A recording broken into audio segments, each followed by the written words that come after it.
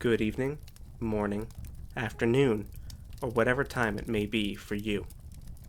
You are about to listen to a Royal Mirror audio story. The audio will be accompanied with visuals to enhance the experience. However, if you prefer to simply listen, they aren't necessary.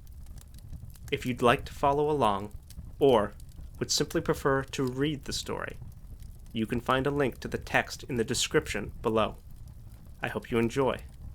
Now, on to our tale.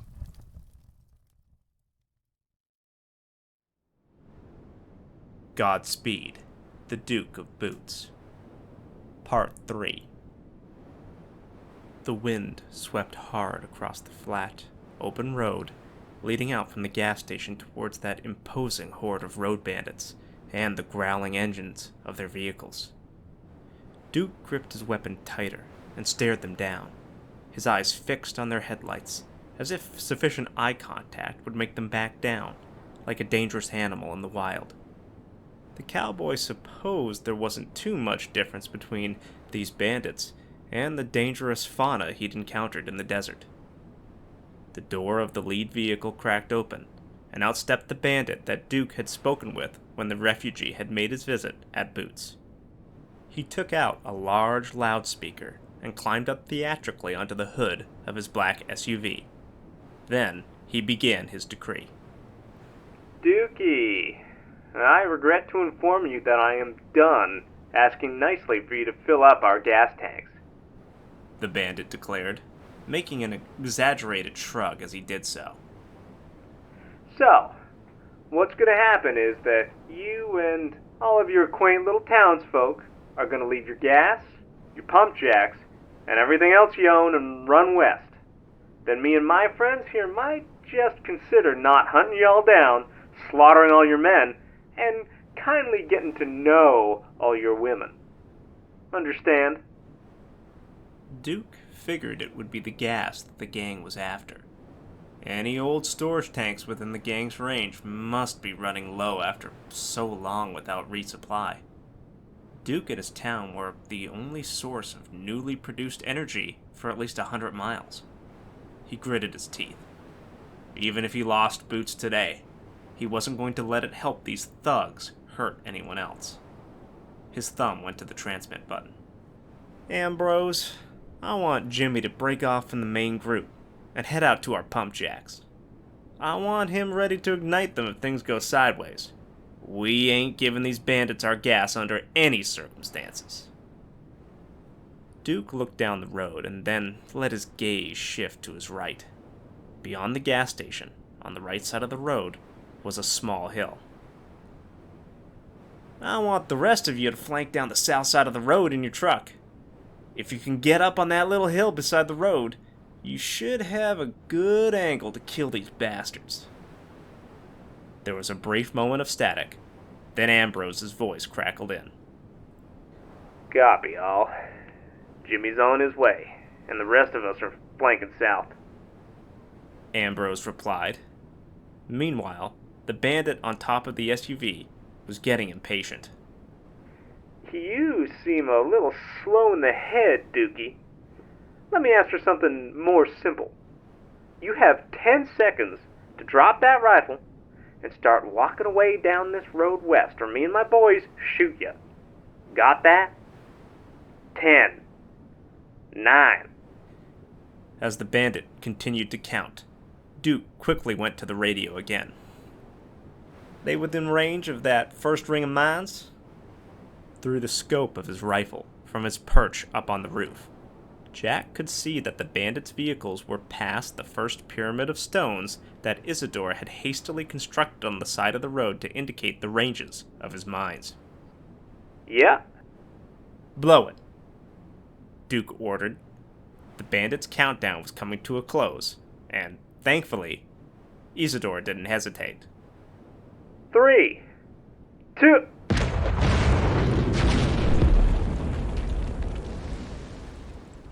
The bandits' count was cut off by the explosive pops of the first ring of mines going off. Thousands of tiny steel spheres were propelled at horrifying speeds out of their plastic containers ripping through thin metal vehicles, flesh, and bone. Headlights went out, engines died, and drivers slumped over at their wheels as blood poured from wounds. Duke watched the bandit on the hood of his SUV take a ball bearing to his thigh, cry out, and slip off the hood down to the concrete road below. He began to crawl for cover as Duke took a knee and aimed his lever action down the road. Duke cursed under his breath. It was too far a shot for this rifle. However, it wasn't too far for Jack. The crack of Jack's rifle rang out from the roof. Duke watched as the bandit's head jerked back and a spray of pink splattered onto the cracked asphalt of the highway beneath him. The bandit slumped down lifelessly, and Duke had to smirk to himself. Perhaps Jack proving himself by way of the rifle wasn't so bad after all. It was a great opening volley by the defenders of Boots, but the bandits weren't done yet. A minivan with a light machine gun wielding gunner poking out of the sunroof pulled out from behind the ruined front line of bandit vehicles and roared down the road.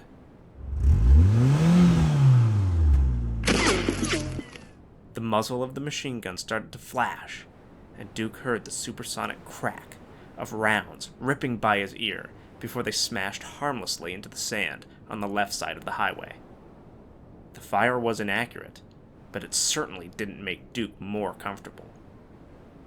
He returned fire, watching his rounds spark off the front of the minivan, but as fast as he levered his rifle, he couldn't hope to match the fire rate of the machine gun. Then, Jack crackled in over the comms. Here's a door. Second ring. Blow it! Blow it! Before he could even finish his command, Isidore had already touched off the second ring of mines. More explosive pops and smoke filled the air, and the minivan was rocked by the impacts of the ball bearings. The windshield smashed in, the front seat was spattered crimson, and the tires popped. Now out of control, the vehicle swerved slightly right and then hard left, careening off of the concrete road and tipping over into the dirt.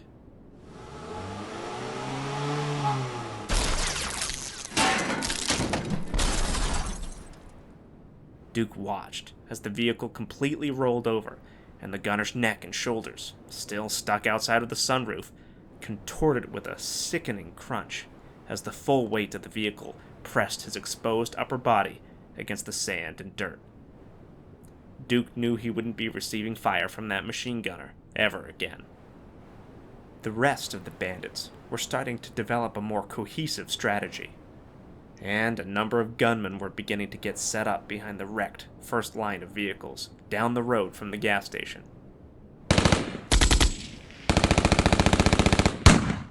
A cacophony of noise suddenly picked up as at least a dozen of the bandits began to unload wildly towards Duke and the gas station. Stray rounds began to land beside the cowboy. He sprinted and then dove behind a rock to his right, getting behind cover. Duke saw the muzzle flashes of Jack returning fire valiantly from the roof, but he was terribly outgunned. A few of the bandits who were firing had pistol-caliber weapons that couldn't hope to be a danger to the gas station from their distance. Unfortunately, there were some bigger weapons in their arsenal whose larger-caliber bullets were currently pinging off the side of the gas station. It was unaimed, suppressive fire, but Duke still worried that a stray round would ignite the pumps if Ambrose didn't manage to conduct his flanking maneuver and silence those guns soon. Duke looked up towards the roof and saw Jack continuing to fire back at the group of enemies, one carefully placed round at a time. "Careful up there, Jack. There's a lot more of them than there are you," the man told his son with concern. I know, Pa. I got this, came Jack's reply. Duke wasn't reassured by this, but he was briefly distracted from his worries by the sound of an approaching quad coming from the open desert even further to his right. He whirled and aimed his rifle to find a bandit riding towards him, pointing a pistol at him. The bandit fired one shot and missed. Duke did not miss. The shot from his lever-action rifle punched into the bandit's chest, knocking him from his mount as the ATV drifted past Duke, riderless. Duke reached for his walkie. "Hey, Ambrose, where the hell are you?"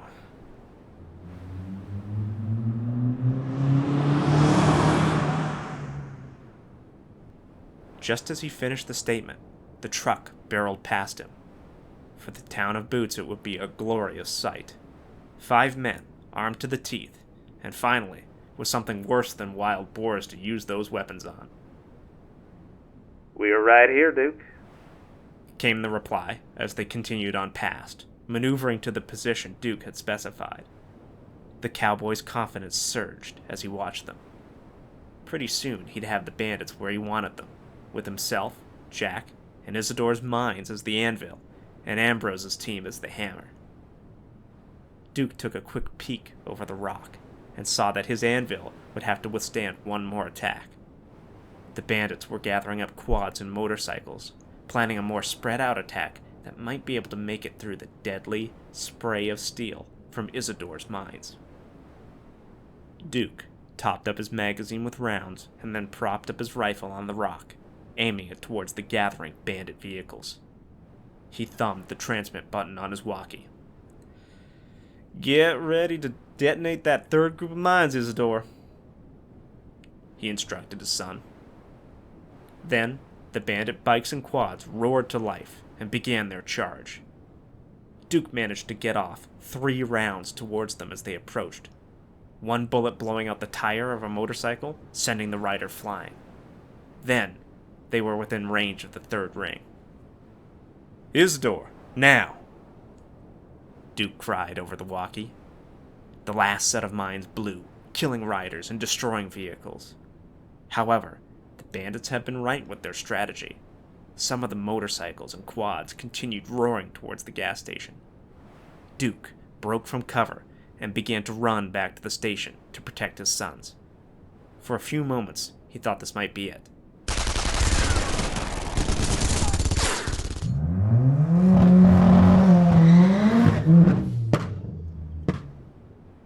Then he heard even more gunfire behind him, sporadic cheers, and the sounds of the bandits' engines hastening away from the battle. Ambrose had successfully completed his flank of the rest of the gang, and those he hadn't killed or captured had gotten into their vehicles, turned tail, and ran. The bandits who had just rode past Duke on their cycles and quads had noticed too, and were routed, riding out either down the road or fading away into the desert. One biker tried to ride too close, so Duke lifted the butt of his rifle and slammed it into the visor of the man's helmet, knocking him off of his mount and onto his back. "Where do you think you're going?" Duke asked with a smirk. The bandit under him let out a groan and began to reach for his sidearm, which had been knocked from its holster and onto the highway as he had fallen from his bike. Duke pressed his boot down on the man's hand and put a stop to it, leveling his rifle at the man's head.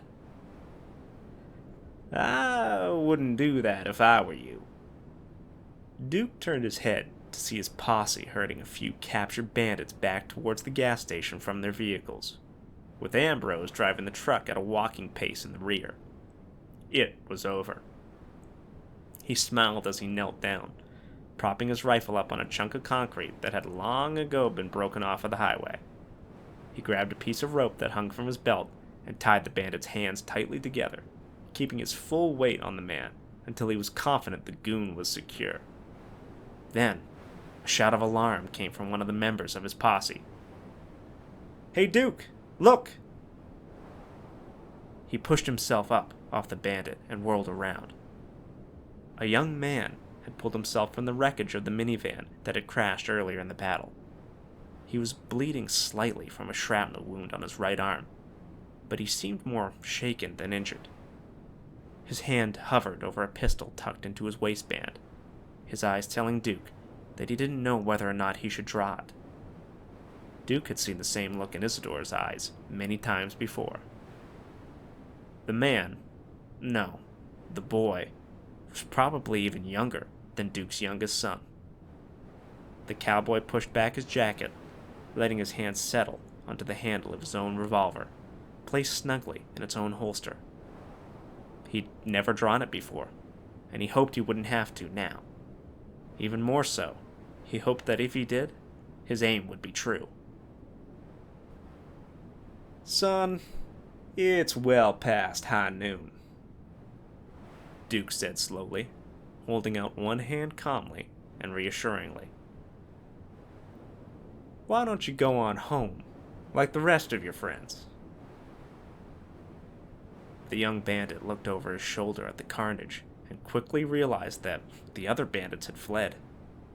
He gave one last nervous look at Duke, turned, and started limping back east as fast as his injured legs could carry him.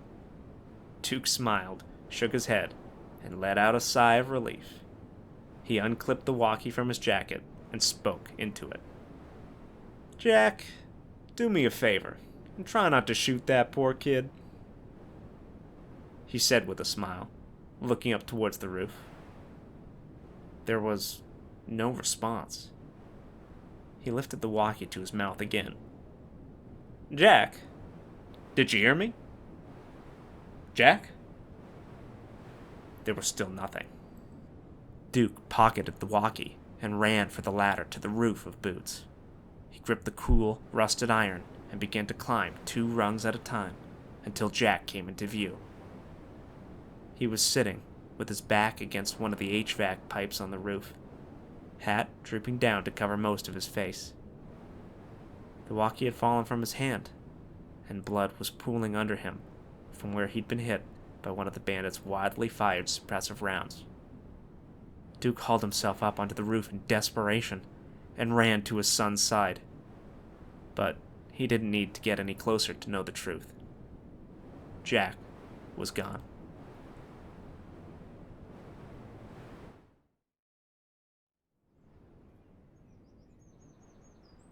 The next morning, the sun beat down on Boots' gas station and her defenders, who'd spent most of the night cleaning up from the battle. 4 captured bandits knelt by the side of the road, along with 16 corpses from the bandits and 1 from the defenders of Boots. It was 1 too many. Duke stood in the center of the highway, hands on his hips, looking over the plastic bag-covered bodies again and again. His son Isidore sat on the rock he had taken cover behind, and the posse milled about, some inside the gas station and others inside their battle wagon. Duke, though, stood unmoving. He didn't know for how long. Gradually, he began to feel a low rumble through his boots, coming from the west. He glanced up to his left, towards the Davis Mountains, and saw a large dust cloud growing closer. Squinting, he saw that it was trailing closely behind a long column of vehicles. Although, unlike those he'd faced last night, they were tanks, other armored fighting vehicles, and trucks, as far as the eye could see. Duke had to hand it to the APG. They were the biggest road gang he'd seen thus far. "Looks like the cavalry's late." Typical. Ambrose had gotten out of his truck and sauntered up beside Duke, and was now watching with the other cowboy as the column of vehicles approached. Duke let out an apprehensive sigh. "At least the cavalry would actually help us," he responded. Ambrose let out a low chuckle and folded his arms, turning to face Duke with a smirk.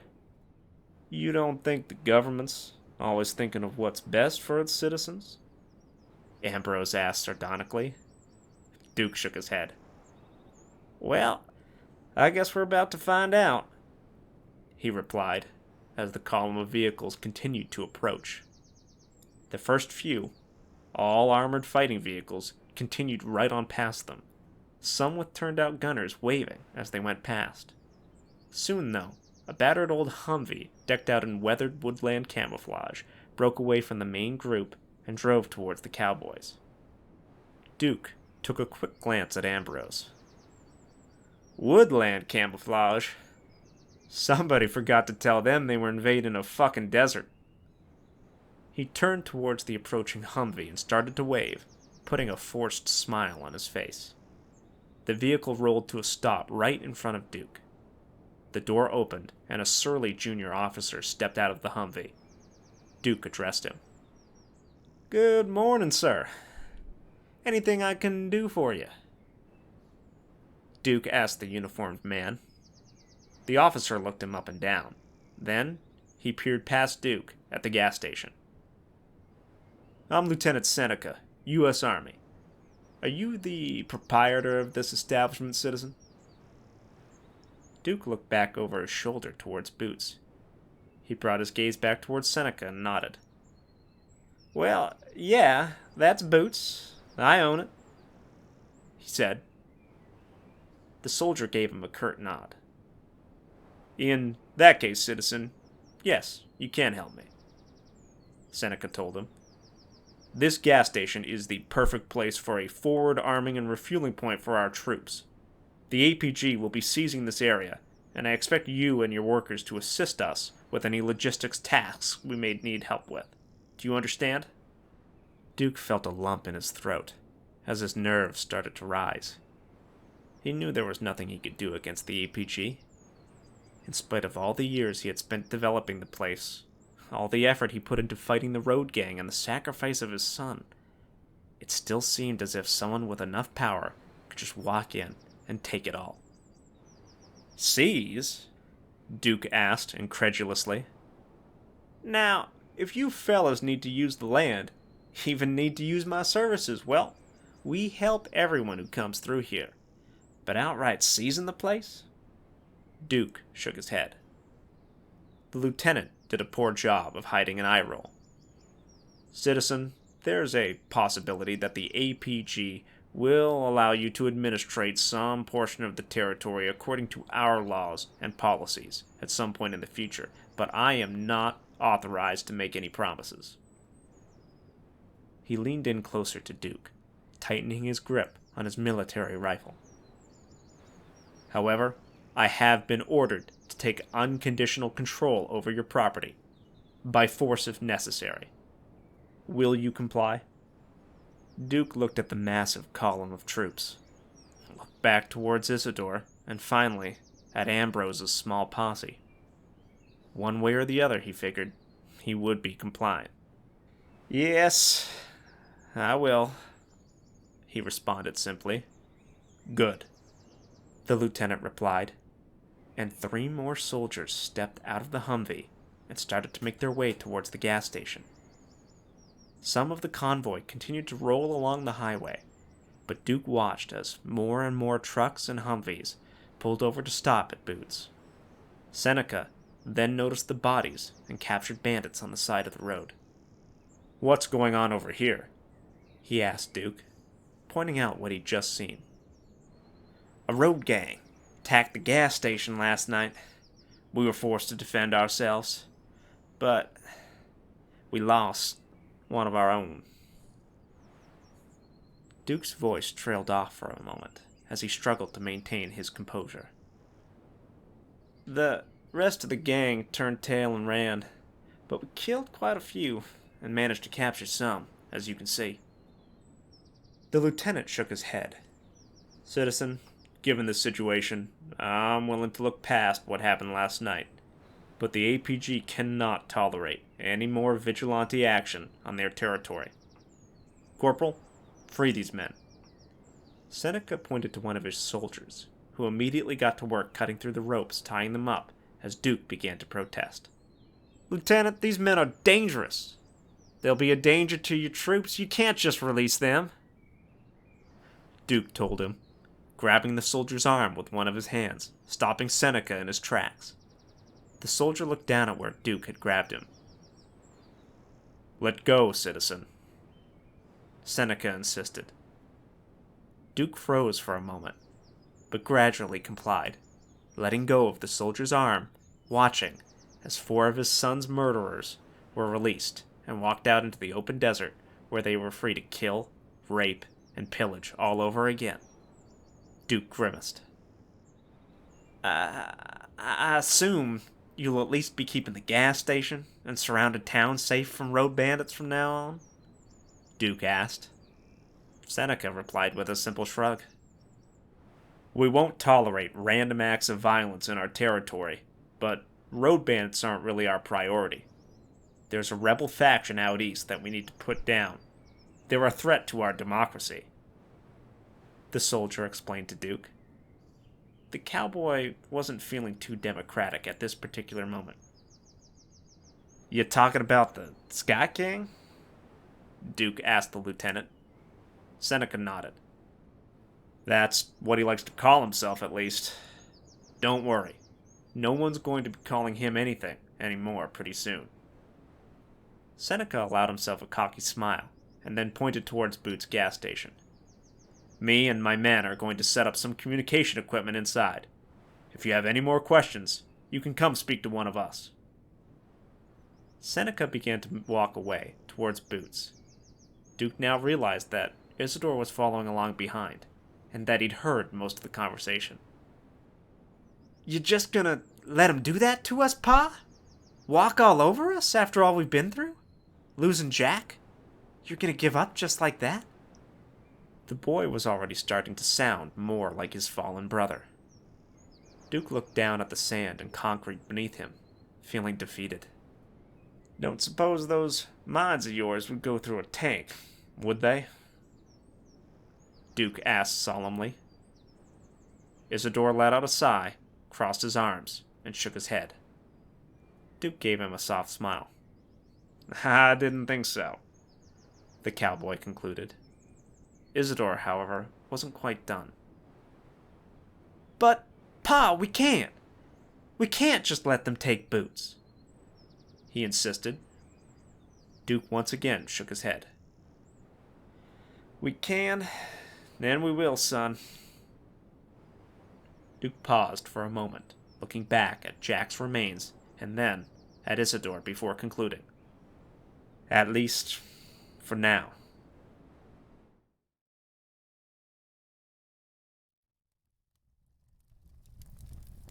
This concludes our Royal Mirror audio story for this video. I hope you've enjoyed it. If there's an additional part to the story, it should appear in the description below when it is available. I'd like to take this time to thank all of the creators of the open source content used in this video, the ultimate creator, without whom any further creation would be impossible, and of course you, the viewer, for listening to it. Until we meet again, goodbye.